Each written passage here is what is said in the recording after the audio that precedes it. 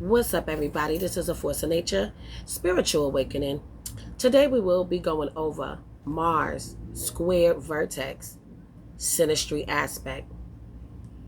So as we already know, Mars is the planet of aggression. Mars is linked to Aries. It's also linked to Scorpio. Okay, so Mars does rule over the first house and also the eighth house of the natal birth chart. If anybody's confused on why I'm saying the eighth, it's because before they discovered Pluto, Scorpio was ruled by Mars. So we know that Mars can be intense. Mars is about being a warrior, fighter, soldier, militant, giving out orders, giving out commands, fighting to the death, jumping onto opportunities, not letting opportunities pass you by. Also, Mars has to deal with sexuality, okay, and what your sexual interest can be. When it comes to the vertex really pushes towards, and it's not a planet. Vertex is not a planet, it's a point. It pushes towards fated events, encounters, things that feel like it's meant to be destined, okay? It is karmic. On top of that, a square means that it is going to be some conflicts in the couple, in the relationship, in the pair, between the two. So let's dive deep.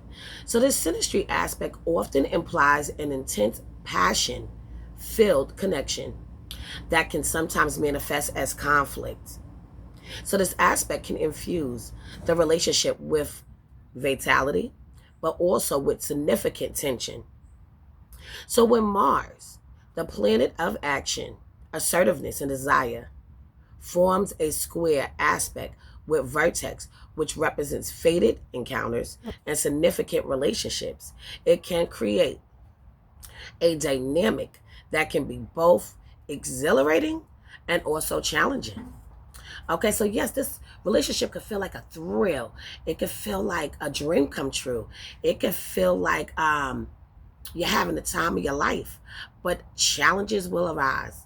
Okay, be for sure that this could go down and take place. So then when this aspect shows up in synastry, romantic relationships, it can also indicate a strong physical attraction and a powerful sexual connection. Okay, so these people are going to experience some great sex here. Okay, yes, this is going to be filled with power struggles, not seeing eye to eye, arguing and fighting, bickering, and all of those good things, right?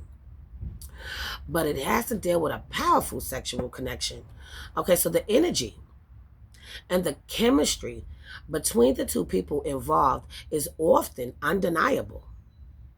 They could be having like a relationship that feels like it's an unbreakable bond, leading to a passionate and intense bond. So now on the flip side, this aspect can also bring power struggles, disagreements, arguing, being aggravated and also agitated within the union. So these two individuals may find themselves constantly challenging each other, pushing each other's buttons, pushing each other boundaries, hitting below the belt with words or even actions, and asserting their own needs or desires upon to the other. So this aspect is not just limited to romantic relationships. It can also impact friendships and other interpersonal connections. So in these situations, the aspect may bring about a sense of competition and a need to assert your individuality. Okay, standing up for what's right, standing up for what you believe in, standing firm and strong, being blunt. So both people may find themselves engaging in debates, heated debates, disagreements, or even conflicts. Okay, so when I say conflicts, yes, this can be just with words. Okay, in some extreme cases, it can be with your hands. In extremer cases, it can be with other things. Okay, weapons and things of that nature.